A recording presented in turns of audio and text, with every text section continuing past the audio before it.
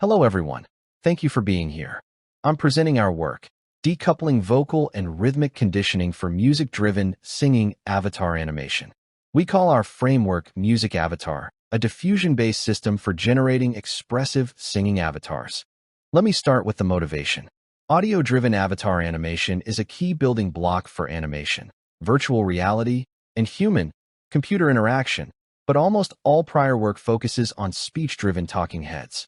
Music-driven singing, despite being a universal form of expression across every culture, remains surprisingly underexplored. And singing is genuinely harder than speech for two reasons.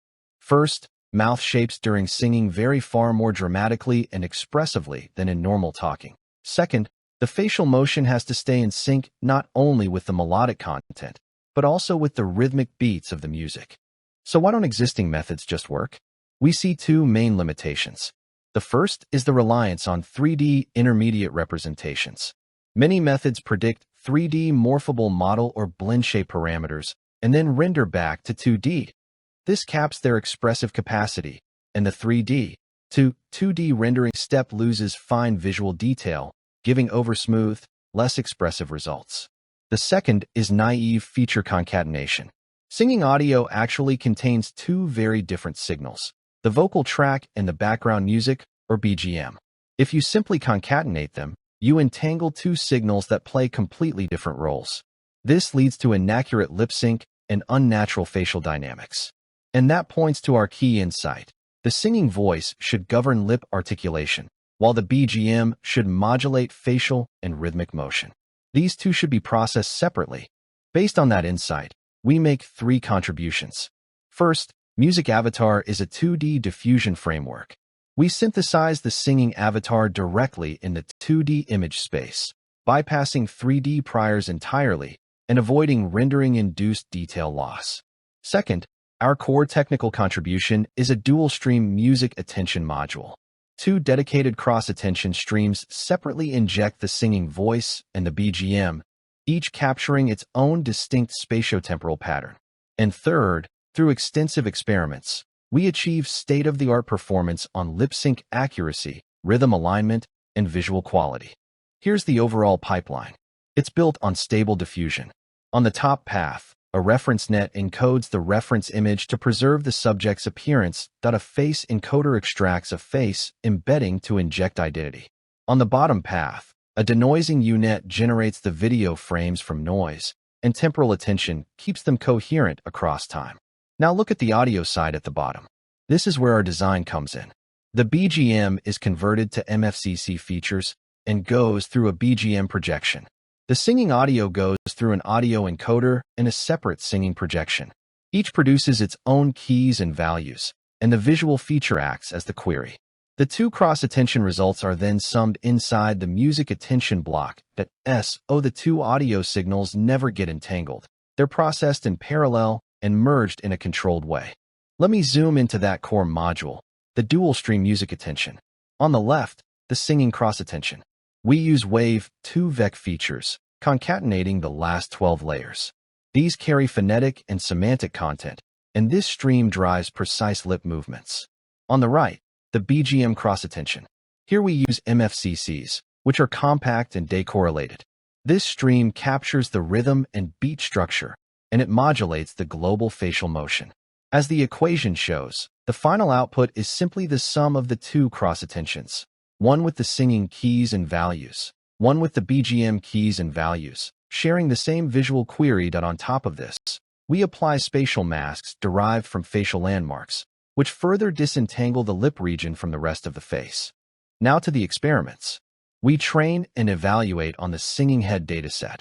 Over 27 hours of synchronized singing video, with separate vocal audio and BGM, from 76 subjects. We use a subject disjoint split, 70 for training, 6 for test, so the test identities are never seen during training.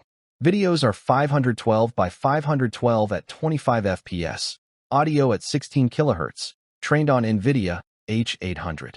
For metrics, we cover three aspects: visual quality with PSNR, LPIPS, FID, and CPBD, motion accuracy with face and mouth landmark distances, and rhythm alignment with the beat align score, that we compare against 5 baselines, from GN-based methods to recent diffusion methods.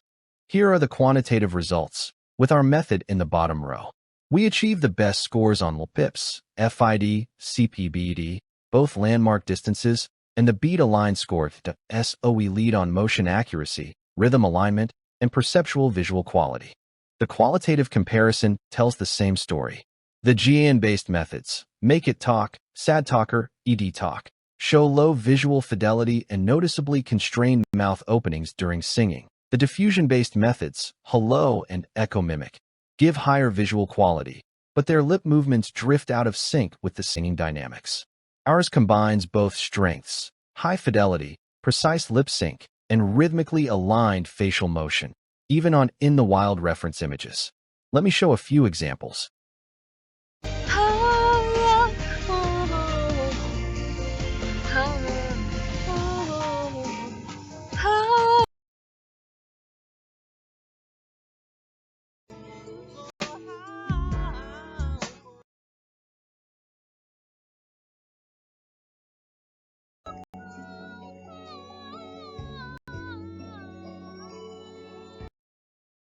To verify that each design choice matters, we ran an ablation, again with our full model at the bottom.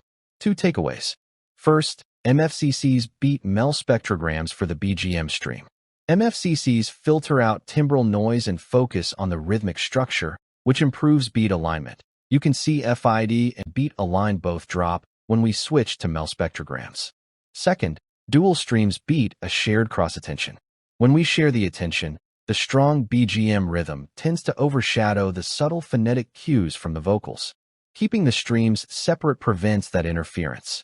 The full model wins on all 3 metrics, confirming that both the feature choice and the decoupling are necessary.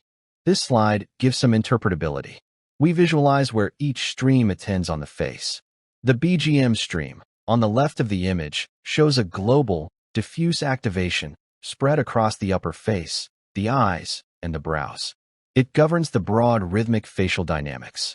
The singing voice stream, on the right, is highly localized, concentrated right around the mouth, lips, and jaw. That's what ensures high-fidelity lip sync. This clear spatial separation is, in a sense, visual proof of our core hypothesis.